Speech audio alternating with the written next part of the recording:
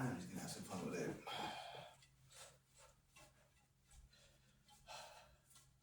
So I was at martial arts practice the other day, and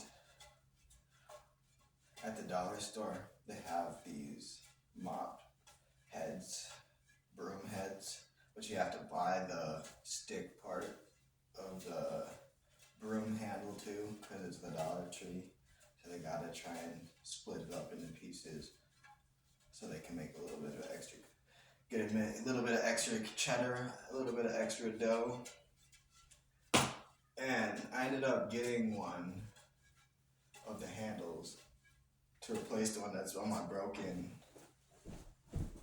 broom, because my broom is like, my broom is broken and I wanted a new one. And it's $1, so I was like, okay. Well, I ended up bringing it all the way to martial arts practice, and it gave me a really good idea. So the next day, yesterday, I went to Menards and I made this. This was $8. I made this thing for $8.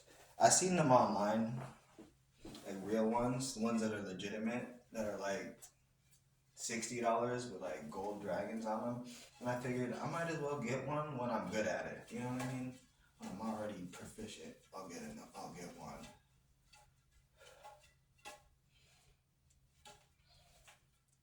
So I figured I'd just practice a little bit. I don't post anything very often. I might just start doing progressions on this though. Start talking about normal stuff while I practice this. I'm done scrolling through the Snapchat and Instagram and whatnot.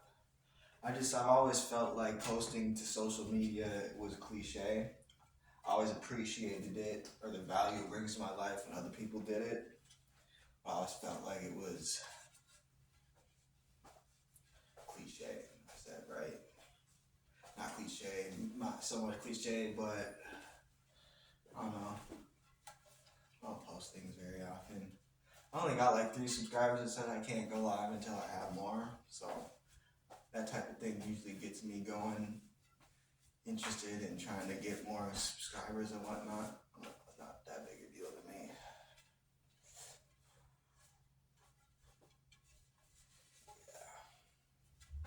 Something spoke to me. I even went and got a Donatello toy. I was watching some Mutant Ninja Turtles yesterday.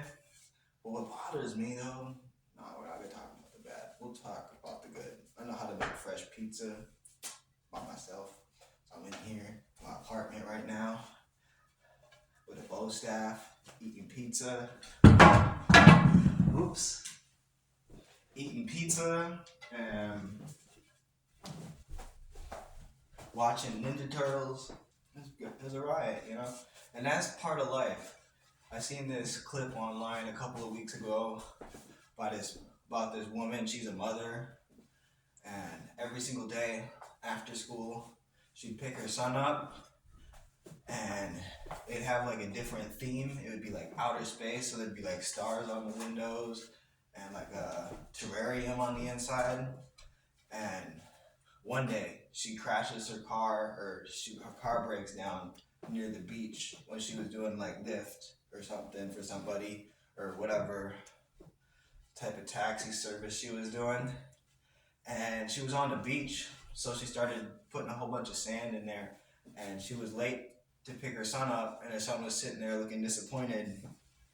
And she pulled up in the car and opened the door, and a bunch of sand came out of the doors because she filled the car up with sand for the, you know, it's those little things in life where it's like, you know, today, like Mutant Ninja Turtles.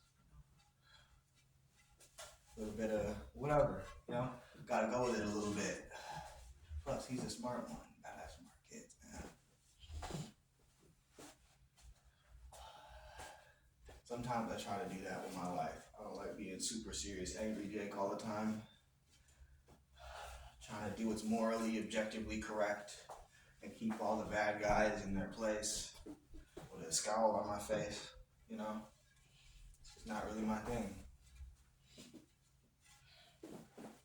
I prefer for things to be a lot more fun. It's just that I feel like people start to take advantage of you or abuse you when you're in situations like that.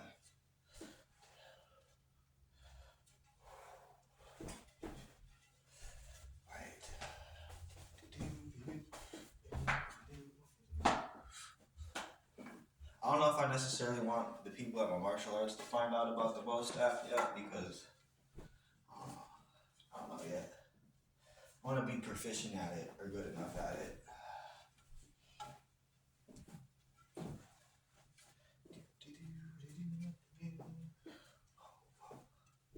I want to already kind of be good at it.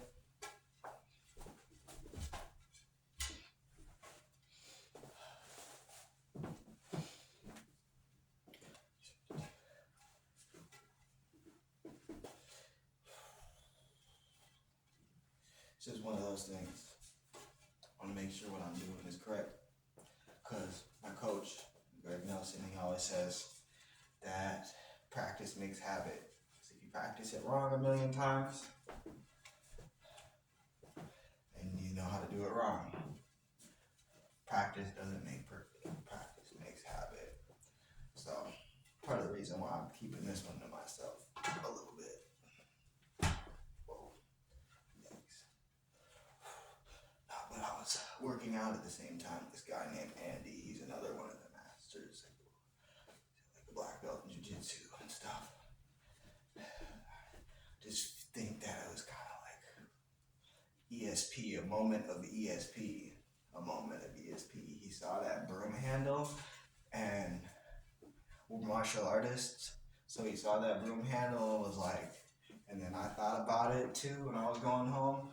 It's like, you know what, this broom handle, and that's how I started too. I got a broom handle. Started with a broom handle I got at the dollar store. Whoa. See, I'm not perfect yet though. Not perfect yet though. Keep practicing. Whoa. Alright. I'll see you guys later.